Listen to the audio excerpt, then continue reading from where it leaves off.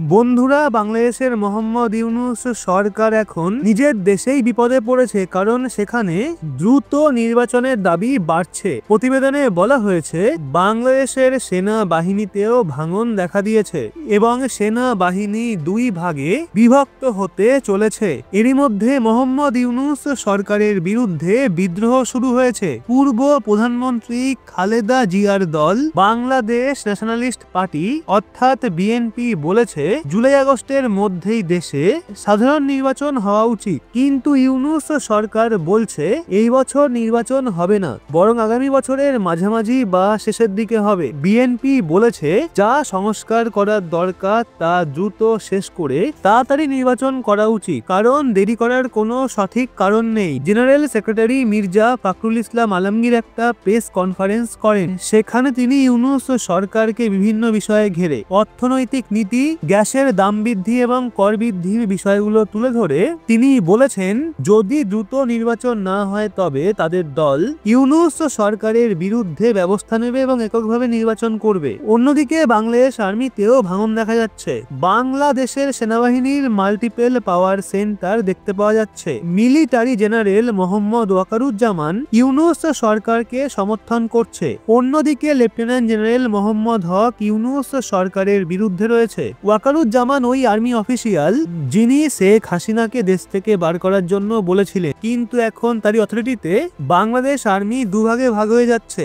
অন্যদিকে প্রো আওয়ামী লীগের major general Mohammad Moin খানও লেফটেন্যান্ট জেনারেল মোহাম্মদ হককে সমর্থন করছেন। ইউনূস সরকারের ক্ষমতায় আসার পর থেকে আওয়ামী লীগ সমর্থিত সেনা কর্মকর্তাদের বিরুদ্ধে মিথ্যা মামলা দায়ের করা হচ্ছে, জোরপূর্বক প্রেসার ক্রিয়েট করা হচ্ছে, যার ফলে সেনাবাহিনী এখন দুভাগে বিভক্ত হচ্ছে। মানে এখন মোহাম্মদ ইউনূসের খারাপ দিন শুরু হয়ে গেছে, কারণ ওখানকার আর এক বড় পলিটিক্যাল পার্টি এবং অন্যদিকে আর্মি সরকারের ওপর প্রেসার ক্রিয়েট করছে।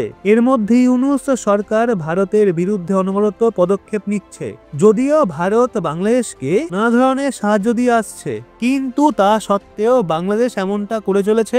সম্প্রতি ভারত বাংলাদেশে ডিজেল, বিদ্যুৎ এবং 5 লাখ প্রিমিয়াম কমলালেবু পাঠিয়েছে, কিন্তু বাংলাদেশ তাদের জাহাজদের ট্রেনিং যে হতো ভারতে সেটাকে ক্যান্সেল করে দিয়েছে। এছাড়া পাকিস্তান, তুর্কি এবং চীনের সঙ্গে নিজেদের নিকটতাও বাড়াচ্ছে এবং ভারতের সাথে সম্পর্কের ক্রমশ অবনতি ঘটাচ্ছে। ভারত সদ্যই পশ্চিমবঙ্গের মালদা জেলায় সীমান্তে তার কাটা বসানোর কাজ শুরু করেছিল, যার বিরোধিতা করে বাংলাদেশ সেটা আটকানোর চেষ্টা করে। এরপর বাংলাদেশ ভারতের হাইকমিশনারকে তলব করে। পাল্টা জবাবে ভারত বাংলাদেশের ডেপুটি হাইকমিশনারকে তলব করে বিদেশ মন্ত্রণালয়ে ডেকেছিল। ভারত পরিষ্কার করে দিয়েছিল বর্ডার সিকিউরিটি ফোর্স যা কাজই করছে তা দুই দেশের মাঝে সমঝোতার দরুন করা হচ্ছে এবং এতে কোনোভাবেই কোনো নিয়মের উল্লঙ্ঘন হচ্ছে না। এই নিয়েই এখন বাংলাদেশ চোখ রাঙিয়ে বলছে আমরা এই সমঝোতাকেই রদ করে দেব। বলে রাখি, গত বছর এপ্রিলে এই কাজ শুরু হয়েছিল এবং জুন অবধি বেশ ভালো মতোই কাজ চলছিল।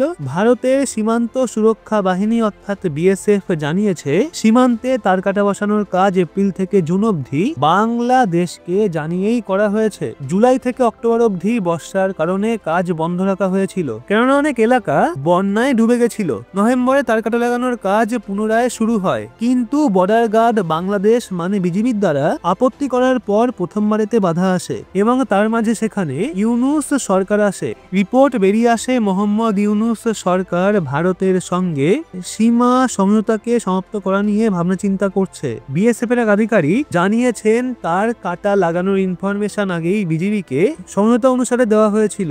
আধিকারিক জানান অন্তর্বর্তী বাংলাদেশ গভর্নমেন্ট এখনোই সমঝোতা থেকে মুখ ফিরিয়ে নিচ্ছে আর বলছে তারা সমীক্ষা করে দেখবে। এর আগে অনেক রিপোর্টে বলা হয়েছিল বাংলাদেশ সরকার ভারতের সাথে সীমা সমঝোতাকে শেষ করার কথা বলেছিল। ওখানকার গৃহ মন্ত্রণালয়ের পরামর্শদাতা জাহাঙ্গীর চৌধুরী বলেছিল ভারতের সাথে সীমা সমঝোতা নিয়ে পুনরায় বিচার করা হবে আর হতে পারে অনেক সমঝোতাকে শেষ করে দেওয়া হবে। যদিও এত কিছুর মাঝে ভারত সরকার যেইভাবে বাংলাদেশকে সাপোর্ট করে আসছে সেটা একেবারেই ভুল। ভারতের তরফ থেকে এখনো বাংলাদেশকে সাহায্য করা হচ্ছে। অনেক খাদ্য সামগ্রীর প্রয়োজন বাংলাদেশের হয়, সেগুলো তারা ভারতের কাছে চায়।